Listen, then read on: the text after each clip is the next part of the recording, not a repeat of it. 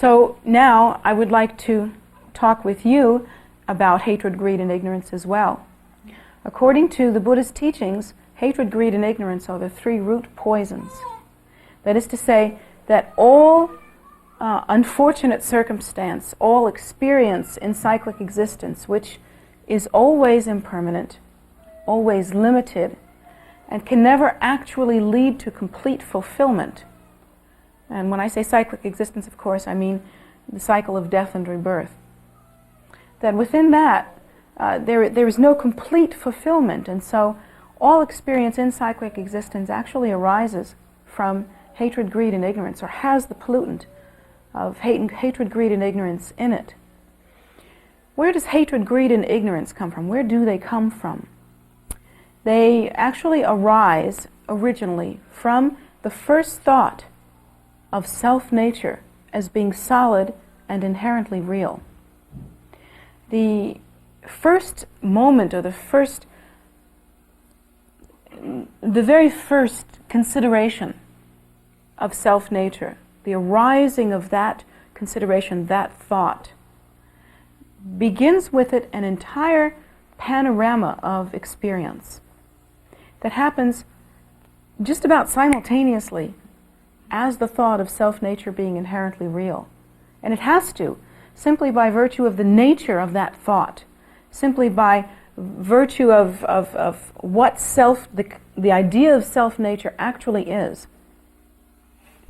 In that, when one considers self-nature to be inherently real and solid, one then also has to consider other. The only way that you can define self is by considering it separate from other. Now, many of you that have attended classes with me before have heard this before. However, and you think that maybe you don't need to hear that again, but and you can even repeat it back to me. In fact, you could probably sit in this chair and give this very same teaching. However, my thought is that until I can actually see you applying it in your life, then it's not in there yet. It's in your mouth, but it's not in your mind. So here you are going to hear it again. So the moment the thought of self-nature actually arises, there immediately arises the distinction, the process of distinction between self and other. The mind, therefore, arises in a dualistic fashion. Now, it doesn't stop there. If it just stopped there, probably there wouldn't be such a problem. But what happens at that point is that we must enter into a reactive mode, and that also happens practically simultaneously. In that, in order to determine the nature, the substance, and even the visibility of other, in order to make the distinction between self and other, one has to react toward other, or one will soon react toward other, with acceptance, rejection, or even indifference. But there is a reactive mode that we automatically enter into. And it's in that reactive mode that all problems actually are conceived, are actually born. And the way that they are born is that in order to have that reactive mode, the mind engages in discursive thought. It engages in the process of packaging, pigeonholing, describing, containing, limiting, defining, contriving. And this process leads to inflammation and exaggeration. The mind becomes inflamed with the energy or impulse of acceptance or rejection. Acceptance or rejection have within them quite naturally pushing or clinging. The mind becomes inflamed with that. And soon a process of exaggeration begins, again, almost immediately, in which one accepts or rejects, one pulls toward oneself, or one pushes away from oneself in such a way as to make artificial structures, thought processes, mental structures continuously occur. That's the way the mind works. these mental structures become, for us, our experience. So we lose the capacity, actually, to have true experience. Now, once again, for those of you that have never heard teachings from me before, you should know that in Buddhist tradition, a true experience, then, is only the experience of emptiness. You see? Only the experience of the primordial wisdom nature, that nature which is clear, uncontrived luminosity, the naturally wakeful state, without any distinction or contrivance. That is the nature, and that is the only true thought, in a sense, the only true experience. But since we are become automatically, upon the arising of the idea of self-nature as being inherently real, deeply involved in the process of distinction, reaction, and then eventually inflammation and exaggeration, that becomes our experience. And we buy in, hook, line, and sinker. Hooked by this experience, believing in it, trusting it. That experience, if examined, is completely touched by, poisoned by, the three root poisons: hatred, greed, and ignorance. Simply because those experiences are born of reaction. And we must react with repulsion or attraction. Even indifference occurs in accordance with the option of repulsion and attraction. It's still within it. It's like if you can think of repulsion as one side of the coin and attraction as the same side of another of the same coin, you can think of indifference as the side of the coin, the rim of the coin. You can't really separate them. They're really the same function. And they have the same weight, in a sense. So because we are constantly involved in this reactive mode, this hatred, greed, and ignorance taints all of our experience. Every single factor within our experience has that. The most unfortunate thing about all of that is that it becomes such a deeply ingrained habitual tendency when you stop to consider that we have been doing this since the original conception of the idea of self-nature being inherently real, which did not happen last week, which didn't even happen when we were born. You couldn't be born if it just happened at that moment. Being born takes the idea of self-nature already established in order to be born. So this has happened somewhere in time out of mind, before things got around to getting born. This habitual tendency has been within the continuum of our mind stream since time out of mind, time that we cannot recollect. And this habitual tendency, therefore, is extremely profound, extremely strong, to the degree that we have no experience other than that habitual tendency of superstructuring, of making artificial structures that are an exaggeration of acceptance and rejection, an exaggeration also of the belief in self-nature as being inherently real. The problem, as I started to say, is that we have not only had all of our experience contained within that puffball, and it is a puffball. We have not only experienced everything that we've experienced and have all of our memory occurring within the pocket of this deeply reactive mode that we're in, but we've built an entire culture out of that. Our lives are constructed of that. Our culture is constructed of that. Our world is constructed of that.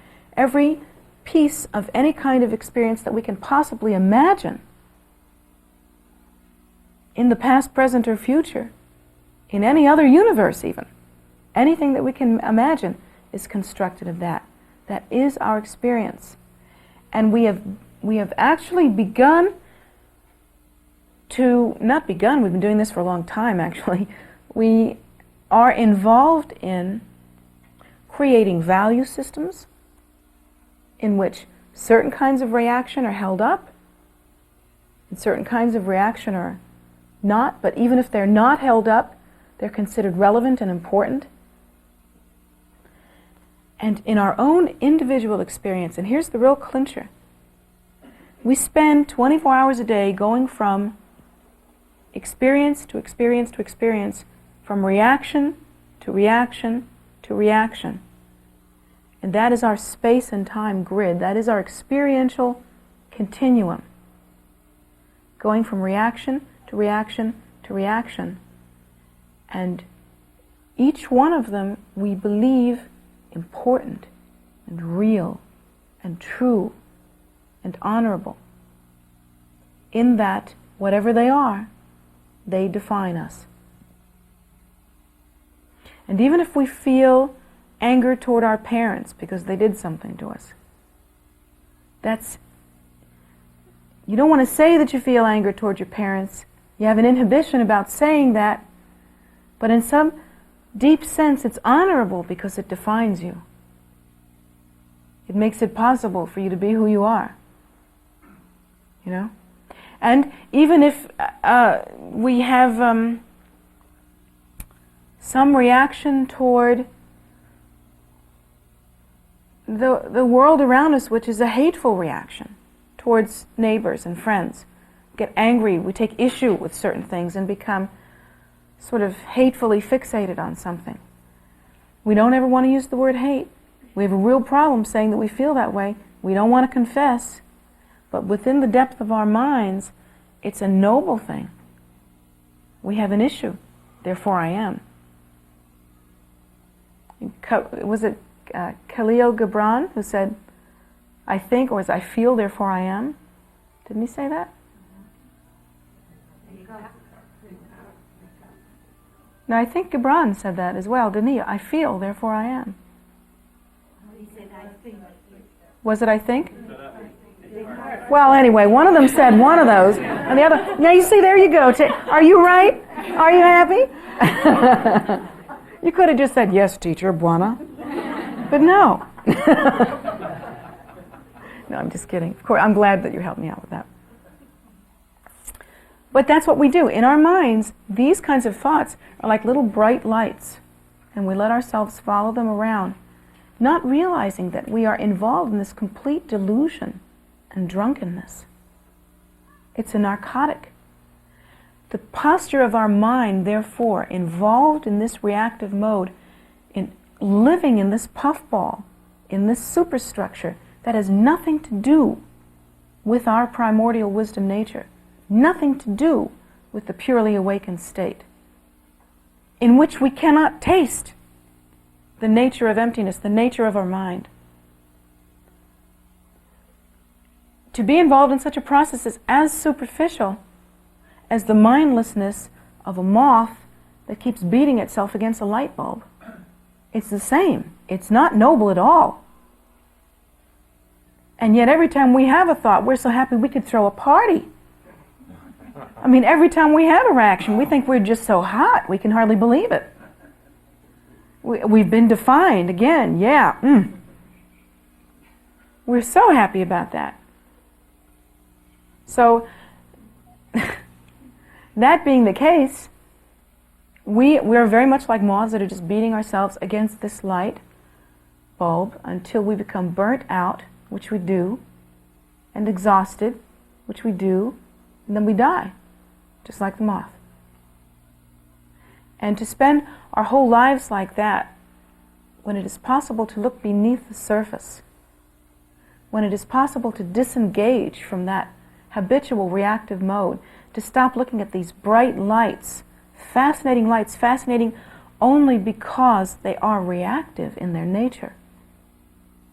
Fascinating only because it's easy for us and that we are habitually involved in such things. That instead we could stand back and taste what really is. Well, let's take for instance the practice of devotion as is practiced in Vajrayana Buddhism. What are you doing right now? I'm being kind of funny, right? Are you a little entertained? Mark, are you entertained? I'm so happy. Are all of you entertained? I can crack a few more jokes. I'm good at this. So you're mildly entertained. Is that what I'm understanding? Okay, you're mildly entertained. Okay, Mark is very entertained, but you are mildly entertained. Now that we have determined that and we know who you are,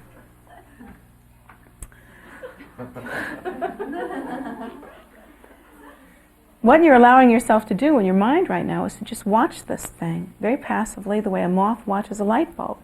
You just kind of ride on it. You're on the surface of it. You're playing with it. You let yourself look at that light, and it's very passive, it's very habitual, it's very comfortable, nothing much happening. And you interpret all of the data that you're hearing and seeing according to your already preconceived belief in self-nature as being inherently real, and it goes through the filter of your five senses and your particular habitual tendencies, the karma of your mind, and you're watching me in that way. Let's say that instead one of you wakes up and gets the big picture, and you look at the teacher and you say, this is in fact my own primordial wisdom nature. This is in fact my own nature. This is the nature of emptiness, penetrating somehow into the drug haze, the narcotic haze of this fixation process that I am habitually involved in. Let's say that you saw it just for a minute, got the big picture, and instead of reacting in the superficial way, the way moths react, instead of dancing around and just allowing yourself to go from puffball to puffball, let's say for one moment you allowed yourself to be deeper than that. You allowed yourself to go deeply, sinking into the nature of emptiness, sinking into the awareness of the primordial wisdom nature. Just for one moment. It's probably not going to happen. Because even now, as I'm speaking, you're having a reaction to the way that I'm saying it. You're trying to ride through on that reaction. You're trying to taste it in that way. And it's not the same. It's very, very difficult to understand. But we go through our whole lives with this superficiality, with this stupidness. And that's ignorance, one of the three root poisons. We forget. We just constantly allow ourselves to forget, to not awaken to the primordial wisdom state, but instead to remain fixated on an artificial continuum that we ourselves structured out of a mistaken belief in self-nature as being inherently real.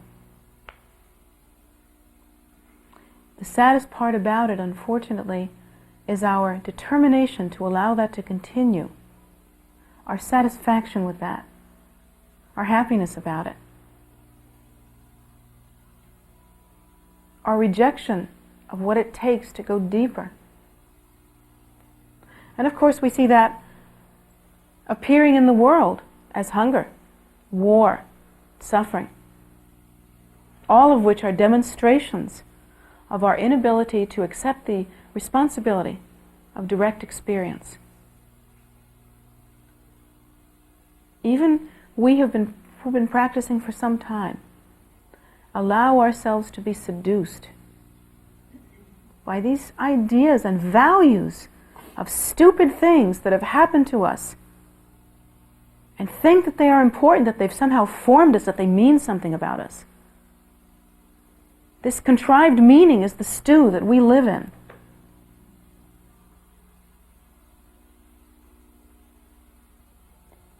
And yet we miss the point. Because the more assurance you have that these experiences have defined you and shaped you and made you and tell you what you are, oh yes, I'm Mr. Dashing, I'm Mr. Sexy, I'm Miss Betty Cook, what is it, Betty Crocker? I forgot, it's been a long time. Betty Crocker? Right, yeah, right. Do you know who Betty Crocker is? She forgot too. Terry knows who Betty Crocker is.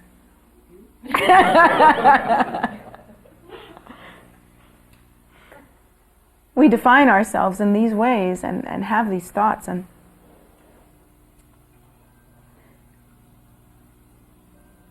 move ourselves through these images and pictures that we think have something to do with anything, that describe us in some way. And yet we miss the point.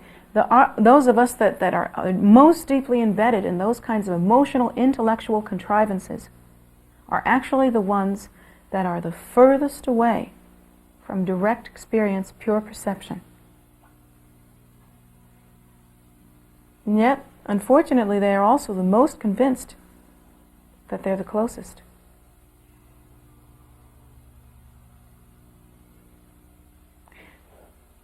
We should think about the fact that in most of the world's major religions, children are commendable. They are commented on as being able to learn somehow better than us. I don't know whether it's children exactly or whether it's a more relaxed, childlike posture that is really the goal, really the happening event here. One that is free of contrivance, one that is not so wrapped up in these artificial superstructures that can just look with open eyes. Can you look with open eyes without closing your eyes? Can you have some kind of direct experience? What's a direct experience? Is it a reaction? Have you ever had a mystical experience during which you felt bliss? You ever had a big deal experience that you thought was so wonderful? But you know what? I bet it was an emotional experience. I bet it was reactive. Because each one of us wants to have an experience like that. I'm talking about something different. I'm talking about an experience by which you cannot possibly define self-nature.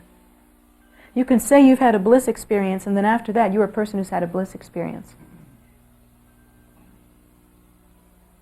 But that's not it. This is a hard thing for new practitioners to really think about. And it's almost not fair. It's like asking a new practitioner to have the maturity, it's like asking an 18-year-old to have the maturity of a 50-year-old.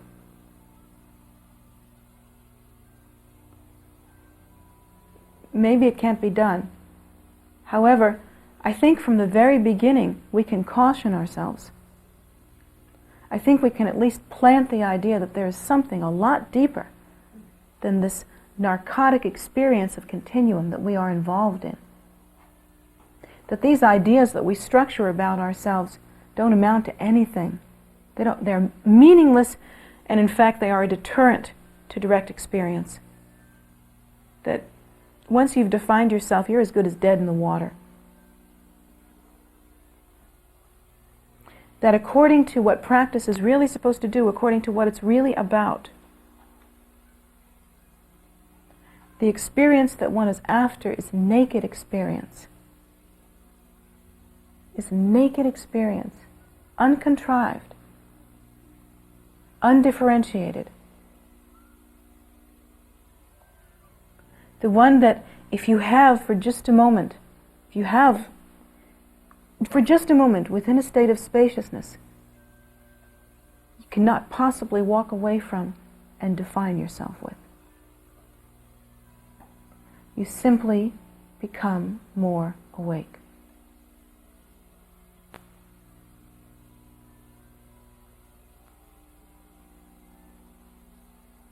So, what I'm saying then today is that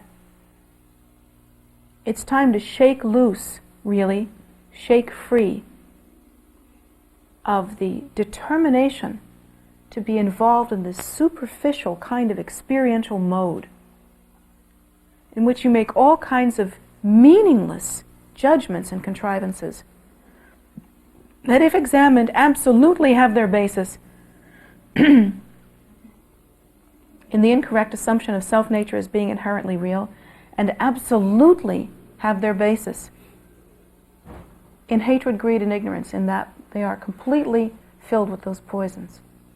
They're deeply reactive and therefore useless modes of thinking.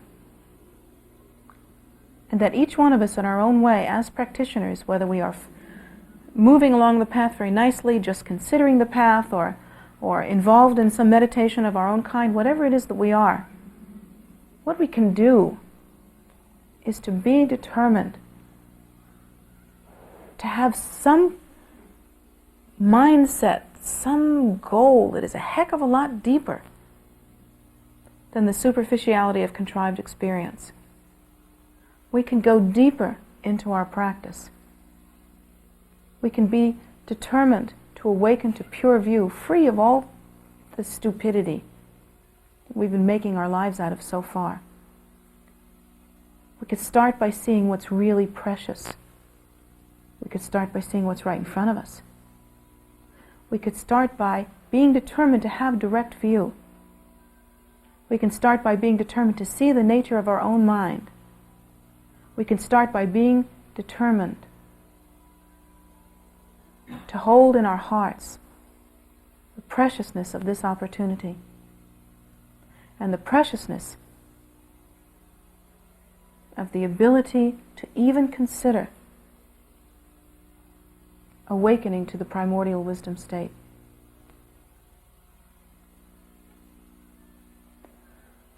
There is no experience that we can have in cyclic existence that compares with that, of course. And why is this experience of the primordial wisdom state so important? Because every other kind of experience that you can have, that is to say the ones that begin in the idea of self-nature as being inherently real, the ones that actually originate in cyclic existence, have to be impermanent, have to be dissatisfying, have to fade away, have to be disappointing. They have to be. By their nature, they must be. And that everything in cyclic existence is born, and everything in cyclic existence therefore will die. But the direct experience of the primordial wisdom state is separate from that entirely. It is unborn, ungenerated, uncontrived, luminous, spontaneously arising, and fundamentally complete. And that being the case, it is the true nature, and it is the naked state to which we should hold. Don't throw your pearls before swine. Don't waste yourself. Don't waste this life.